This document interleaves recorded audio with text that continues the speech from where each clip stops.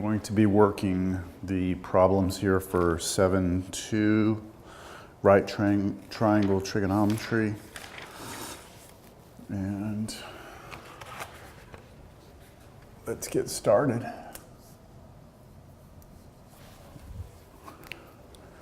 All right, so the first problem here, number 11. So they give you a triangle, right triangle. And I'll make sure I'm recording here.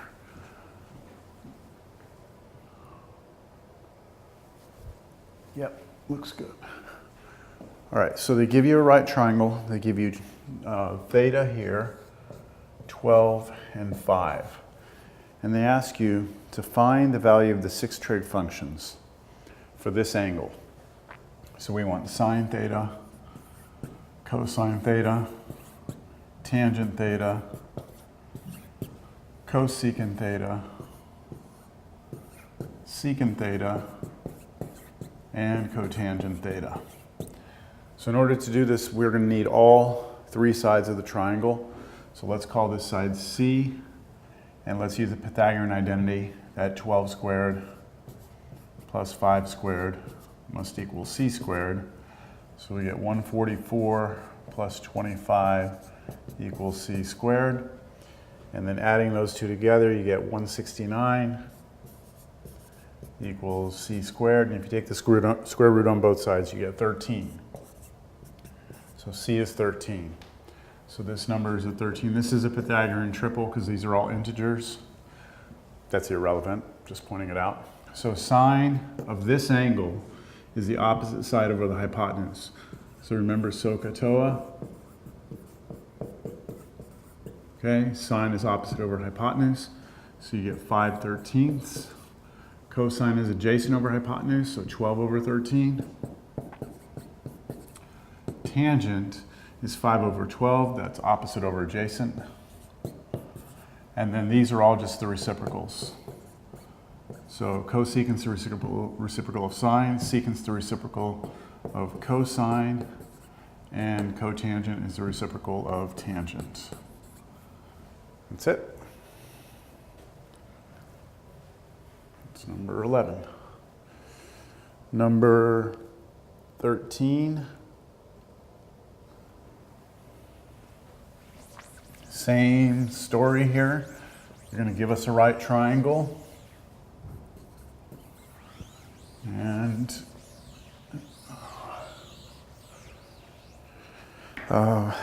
they give you 2 and then 3, and it's drawn like this. 3, 2, and then here's your theta. So we want sine theta, cosine theta, tangent theta, cosecant theta, secant theta, and cotangent theta. I need to get my third side. Again, it looks like it's the hypotenuse, C squared. So I know that 2 squared plus 3 squared is C squared. This is 4 plus 9 is C squared. So 13 is C squared. So root 13 is C. This is not a Pythagorean triple. Sorry, I put C squared here. That should just be C. So C should be root 13. All right, so sine is opposite over hypotenuse. So if our angle is here, the side opposite of it is not the 3, it's actually the 2. So it's 2, that's the opposite side over the hypotenuse. So 2 over root 13. And I'm not going to rationalize it, I'm just going to leave it. Adjacent side is 3, so 3 over root 13 is cosine. Tangent is opposite over adjacent, so 2 over 3. And then just flip all these over to get your reciprocal functions. That's it. Okay. So I've done 11, I've done 13. 17 is next. So I'm going to leave those up there. Should have left them up last time, but Here's our picture.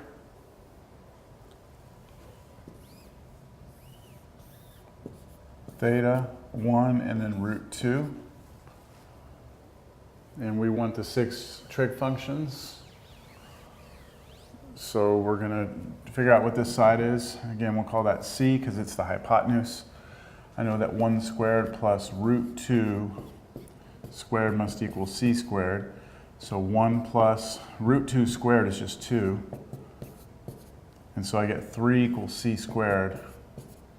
So root 3 is c. So this is root 3. All right, so sine is the opposite over hypotenuse, right? So this is root 2 over root 3. Adjacent over hypotenuse is cosine, so 1 over root 3. Tangent is opposite over adjacent, so root 2 over 1 is just root 2. And then just flip all these around. Root 3 over 2, root 2. Root 3 over 1 is just root 3. And then this one flipped over, because there's really a 1 under this, is just 1 over root 2. Now, the book's going to rationalize, so you know, just keep that in mind if you're trying to match the back of the book. All right, I've got 17 done. All right, 21. Things are going to be a little different here. No more drawings. For 21, they give you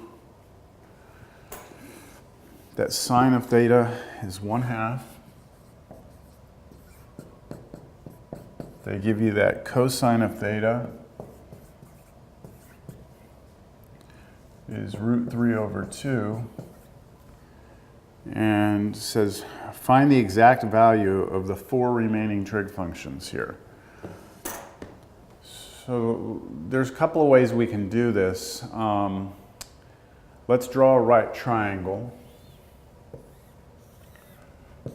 Here's theta. So you could do it this way. You could start out by using this information here that sine of theta is 1 over 2. You could say, all right, then my opposite side is 1 and my adjacent side is 2. Let's just do that. It's not adjacent, hypotenuse. So opposite over adjacent is 1/2. And then the fact that its cosine theta is root 3 over 2 means that this would be the adjacent side, root 3 over 2. That means 2 would need to be the hypotenuse, which it is. Okay, so go root 3 here, and then this triangle fits that given information. And then you can just get the rest of them, you know, do tangent theta. You could do opposite over adjacent, so 1 over root 3.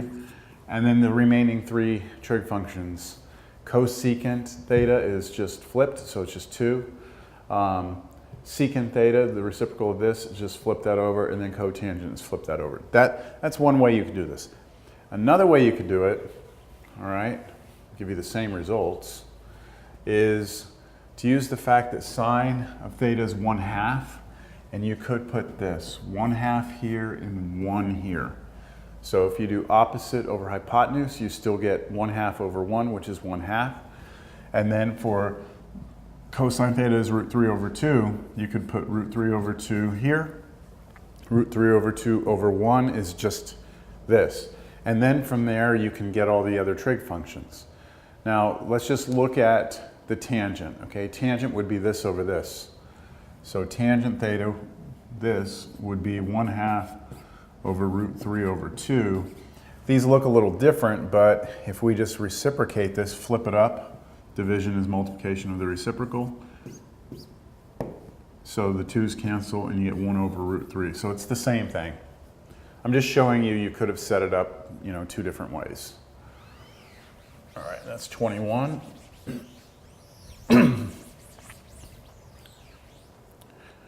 That's 21, got it. Next is 25. So they give you that sine of theta is root 2 over 2. They give you that, it says use the definition or identities to find the exact value of the 5 remaining trig functions for this acute angle. So sine of theta is root 2 over 2. So I'm going to draw a triangle. Here's theta. Sine theta is root 2 over 2, means I can call this side root 2, this side 2. That's opposite over hypotenuse. And then I can solve for this side, which I'll call a. I know that a squared plus this squared is 2, must equal this squared, which is 4. And that means a squared is 2 if I subtract 2 from both sides. And that means a is root 2 when I take the square root on both sides. So this is just root 2. So that would mean that cosine theta is adjacent over hypotenuse, would also be root 2 over 2. Tangent theta is opposite over adjacent, so root 2 over root 2, that's 1. And then to get the remaining 3, just flip those over. Okay.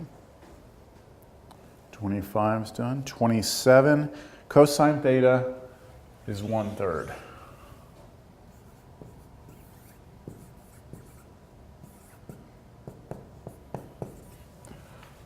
All right, so I'm going to get my triangle here. And I know cosine is 1/3, so I can call the adjacent side 1 and the hypotenuse 3.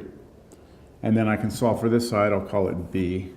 I know that 1 squared plus b squared is 3 squared. That kind of rhymed. And that means 1 plus b squared is 9. Subtracting 1 from both sides, you get b squared is 8. So root 8, square root of 8 is b. All right, I know that simplifies. You can do, 2 root 2, but I'm just leave it as root 8. And now you get the rest of the trig function. Sine theta is this over this, so root 8 over 3. And then tangent theta is root 8 over 1. And then to get the remaining 3, you flip all these over. So cosecant theta is the reciprocal of this. Secant theta is the reciprocal of this, which would just be 3. And cotangent theta is the reciprocal of this. I hope it's okay that I'm not doing the reciprocals. All right, 29. Tangent theta is 1/2.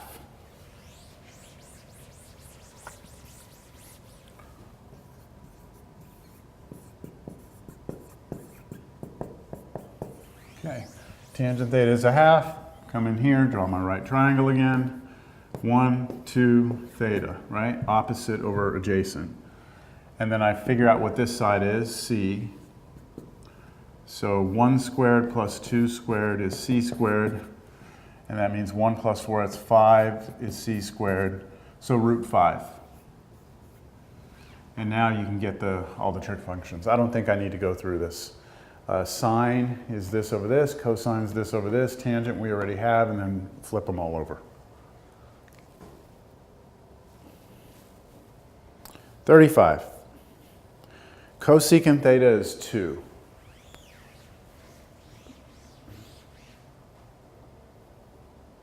Am I doing the right one? Yeah, 35.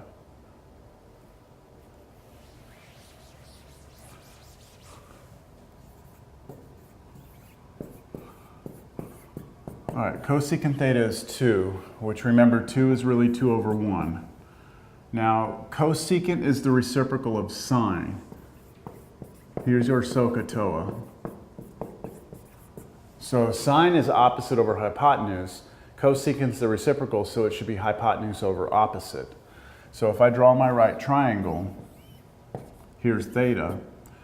This should be my hypotenuse over the opposite. So my hypotenuse should be 2, and my opposite side should be 1. And then we can go about trying to solve for this side. So call that a squared plus 1 squared equals 2 squared. So working this out, you should get a is root 3. Root 3. And then from there, you can get the remaining trig functions. So sine theta, that's pretty straightforward. That's 1/2. Cosine theta, root 3 over 2, adjacent over hypotenuse. Tangent, 1 over root 3, and then just, flip and stuff. So should be able to get them all. Once you have the triangle, you're in business. All right, 35, 37. Sine squared of 20 plus cosine squared of 20 degrees. So this says use identities to try and clean these up and simplify. Sine squared 20 degrees plus cosine squared 20 degrees. What is that equal to? Well, we have this very important Pythagorean identity, sine squared theta plus cosine squared theta is equal to 1. So as long as these two angles are the same, the sine and the cosine are squared and added together, the answer is 1. And that's exactly what we have here. We have the same angle, sine squared, cosine squared, this should be 1. There's really nothing else for us to do. 39, sine of 80 times cosecant of 80. Sine of 80 degrees times cosecant of 80 degrees. All right, so for this, let's just realize that cosecant of theta, so we have sine 80 degrees. Cosecant is 1 over sine. So this is 1 over sine of 80 degrees. And so basically they just cancel out. And you're left with a 1. So that's also 1, coincidentally. All right, 47.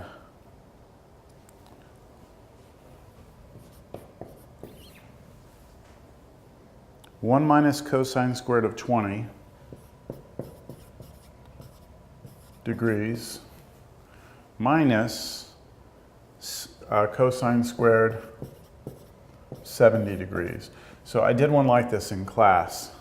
What we realize is that 20 degrees and 70 degrees add up to be 90. So this is actually going to be a good thing. All right, so first thing, let's realize that this right here, 1 minus cosine squared of 20 degrees is equal to sine squared of 20 degrees. Now, what we're doing is we're taking the formula sine squared theta plus cosine squared theta equals 1, and we're solving for this. So we're moving this to the other side, which means we're subtracting it. So we get sine squared theta equals 1 minus cosine squared theta. We could have also solved for cosine squared theta and got 1 minus sine squared theta.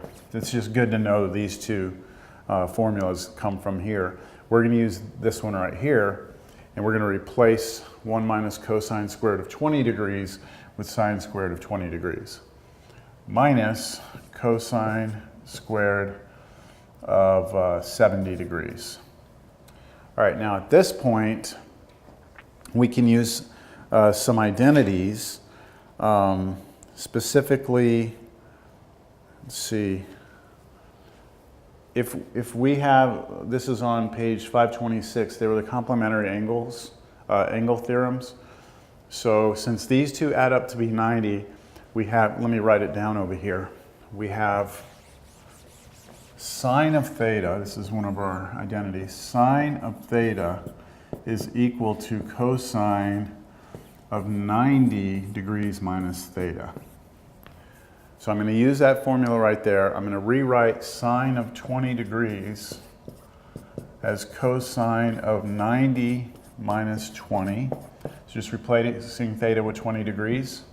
And 90 minus 20 is 70. So this is cosine of 70 degrees. But it's being squared. So the way I need to write this is cosine of 70 degrees, but then I'm squaring that. And then minus cosine squared of 70 degrees again. These are exactly the same thing. So they go away and you just get 0. Okay, 47 is done.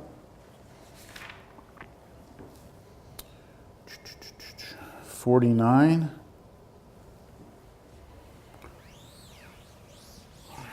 Moving right along here.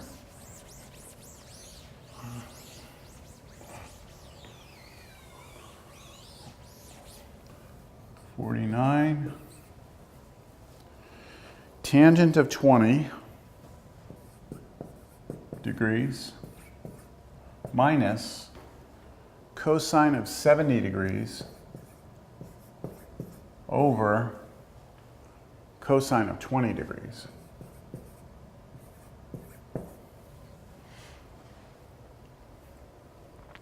All right, so let's use some of these identities again. How about this? We've got some 20s and some 70s. Those add up to be 90, so these are complementary angles. Let's try and convert this one over to a 20 since the other two are in 20s. So I can use this fact, cosine of theta, this is again on that table there, is equal to sine of 90 degrees minus theta. So that means cosine of 70 degrees is equal to sine of 90 minus 70, which is sine of 20 degrees. So I can just replace cosine of 70 degrees with sine of 20. And then over cosine of 20. And then we realize that sine over cosine is just tangent. So this is really just tangent of 20 degrees minus tangent of 20 degrees, which is 0. Just get used to recognizing that sine over cosine is tangent. That's a very widely used result, I guess. No? You just need to know that.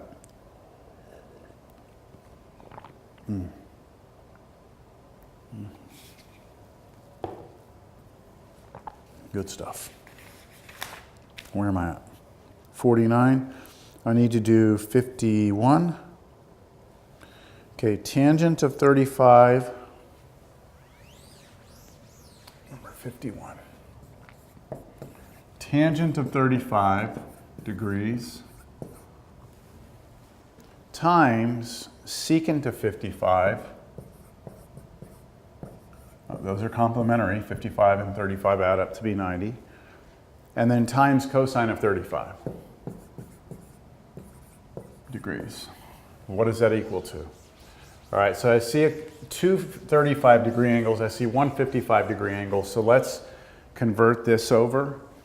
And again, on that table, you can go ahead and page 526, use the fact that secant theta is cosecant of 90 minus theta. All right, so that means that we can replace that secant of 55 degrees with cosecant of 90 minus 55 is 35 degrees. All right, so this becomes tangent of 35.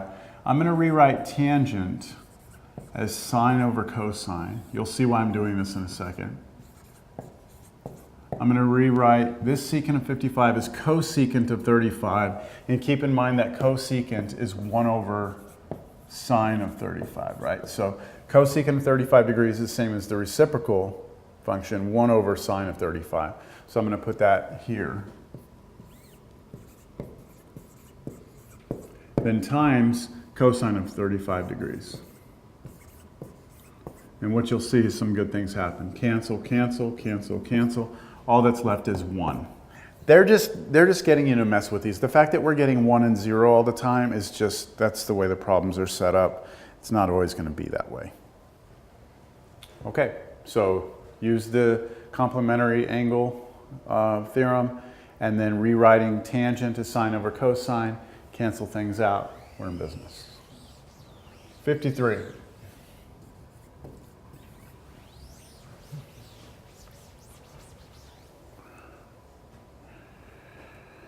Cosine 35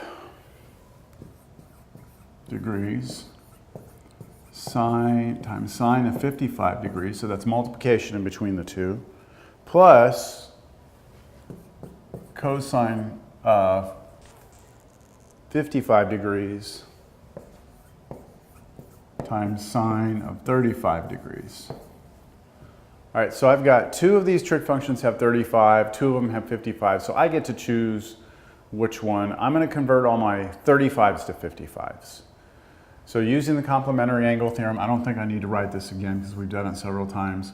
This should just be sine of 55 times sine of 55 plus, now I'm going to leave this as 55. This turns into cosine of 55. So cosine 55 degrees, cosine 55 degrees again. Since these are multiplied together, there's two of them being multiplied, so I can write that as sine squared 55 degrees plus, and then again, two of these multiplied together, cosine squared of 55 degrees. And this is our Pythagorean identity. Sine squared theta plus cosine squared theta equals 1. Okay. 69 through 73. Odd. Okay, so 69, kind of weird looking.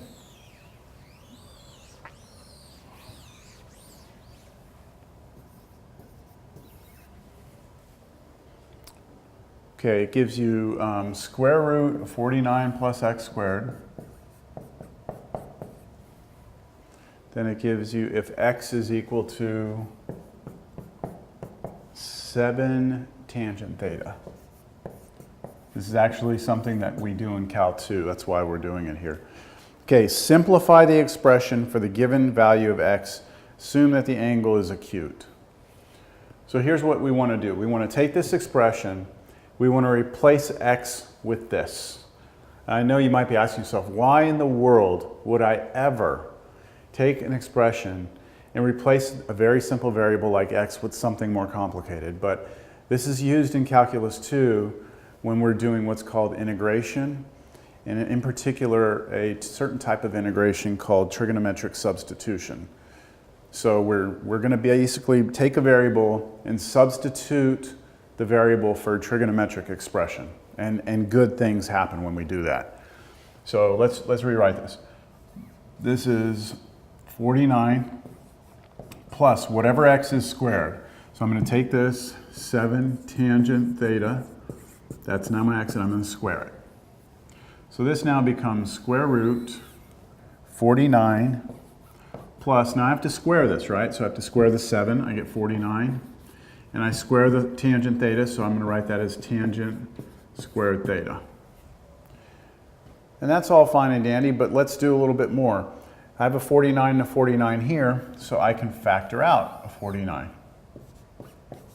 And then I'll have 1 plus tangent squared theta right there.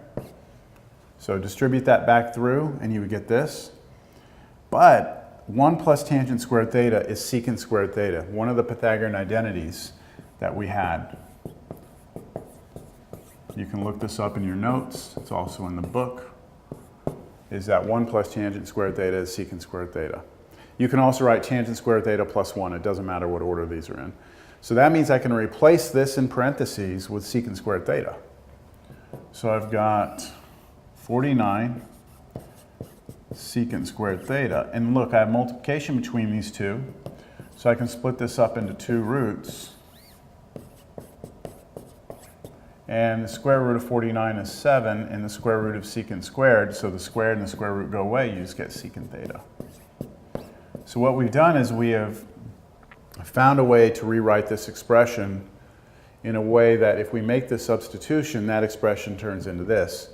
We're not saying that these two are equivalent because this has x and that has theta, but this is, in Cal 2, this is something easier to work with, so we work with it, and when we're done and we get an answer, we go back and we replace our theta, okay, using this equation. We go back to x.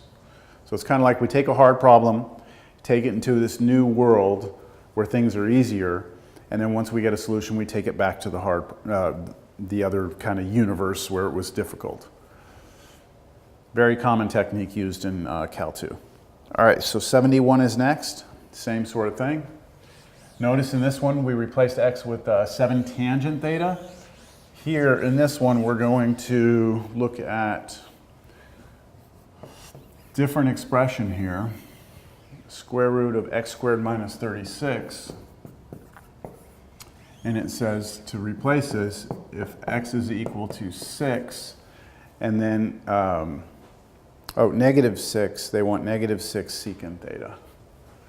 Sorry. Negative 6 secant theta.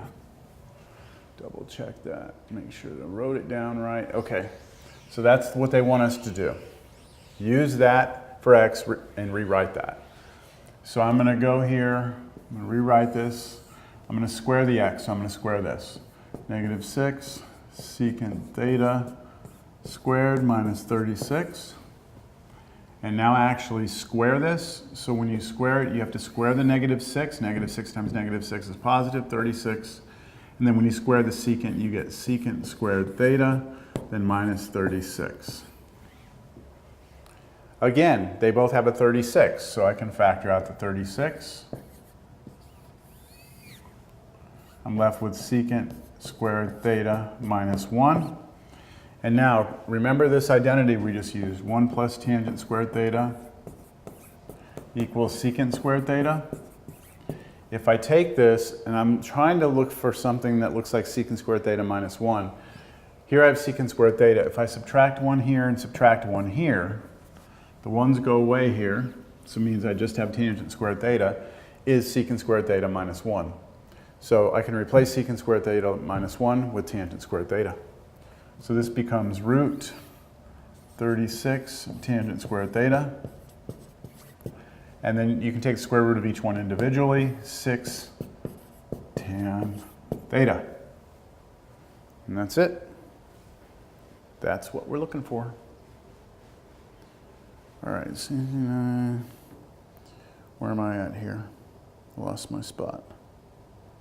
Oh, shoot. I was looking at the wrong one. Dang it. Hold on, I did. Whoa, did I go off here? Let me double check this, hold on. I started doing problems I didn't have to. Okay, 35, I did. 37, I did. 43, I didn't do 43. I did 47, 49, 55. Shoot, I skipped into the next section. I messed up. Oh man. Okay, let me mark these out. Sorry, that was just fun, huh? We just did those last ones for fun. Okay, so the last one I did that was correct. 39. I did 39, you weren't even supposed to do 39. 37 was the last one I did. Jeez. Okay, 43 I didn't do. 47 I did. 49 I did. All right, there's 4 problems that I need to do. Jeez. 43. Well, it's kind of fun though, right? I like those problems though. Okay, 43. Sine of 38 minus cosine of 52.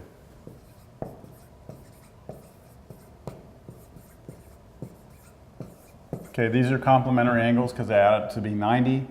So let's just take this one, change it. That becomes sine of 38 degrees. So this is just gonna go away. You're just gonna get 0. So converting that over.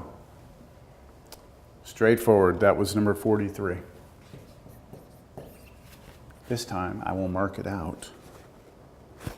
Keep myself on track here. Number 55. Yeah, this is more like it. I was wondering why those problems weren't being asked. All right, 55. It's Friday, what can I say? All right, given that sine of 30, they're giving you that sine of 30 is a half. Use the trig identities to find the exact value of, they want cosine of 60 degrees. They want, that's part A, they want cosine squared of 30 degrees. They want cosecant of pi over 6. and they want secant of pi over 3. All right, so let's notice here on this first one, they want cosine of 60 degrees. 60 and 30 are complementary angles, so I can rewrite this using the complementary angle theorem as sine of 30, and of course we know that that's 1/2, so there's really nothing to do there. Now, we want cosine squared of 30 degrees. Remember, this is the same as cosine of 30 degrees squared. All right, now to get cosine of 30 degrees, remember this section is happening before we were taught like what that is.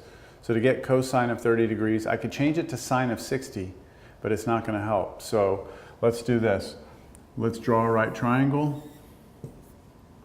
This is 30 degrees. This was 1/2, right? That's what this is saying. And then we could solve for this side. So you do, a squared plus b squared is c squared. You work through that, you should get root 3 here. And now I can tell you what cosine of 30 degrees is. It's this side over this side. So we get root 3 over 2, but then we're going to square it. So when you square root 3, you get 3, and when you square 2, you get 4. So 3/4. What is cosecant of pi over 6? Well, remember, pi over 6 is 30 degrees. So this is really saying what's cosecant of 30 degrees, but that's just 1 over the sine of 30 degrees. That's the reciprocal. And then sine of 30, so we're basically going to take 1/2 and flip it over, so we're going to get 2. Secant of pi over 3 is the same as saying secant of 60 degrees, because that's what pi over 3 is, which is the reciprocal of cosine of 60. And cosine of 60 we knew was 1/2, so flip that over, we should also get 2 here.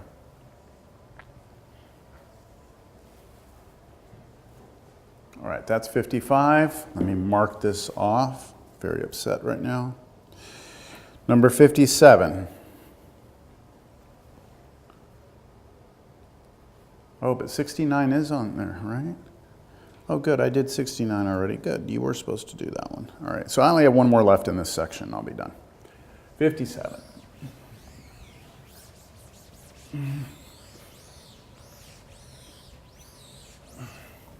So for 57, they give you that tangent theta is 4. And then they want to know secant squared theta. They want to know cotangent theta. And then cotangent of pi over 2 minus theta. And then they want to know cosecant squared theta. All right, so what I'm going to do first is I'm going to draw a right triangle and put 4 here and 1 here and put theta here. And this matches this now. Okay, opposite over adjacent. And now I can solve for this side.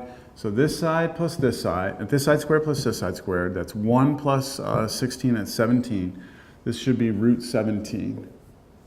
All right, root 17 up there. So we want to know what secant theta is squared. So this is, remember, secant theta and then squared. Secant's the reciprocal of cosine. Cosine would be this over this. So secant is this over this. So this is just root 17, but then squared, which is just 17. All right, cotangent of theta is the reciprocal of tangent. So all we had to do really, we could have done this without the triangle. Let's put 1/4, it's just that one flipped over. All right, so cotangent of pi over 2 minus theta. So now what we can do is we can use an identity. If you look on page 526, just go down until you see on the right-hand side, third one down, we have tangent theta is equal to cotangent of pi over 2 minus theta, right? That's what that says. So what this is really asking is what is tangent theta? But we already know that, it's 4. And then cosecant squared theta is really cosecant theta, but then squared. So this is the reciprocal of sine. Sine is this over this, so cosecant is this over this.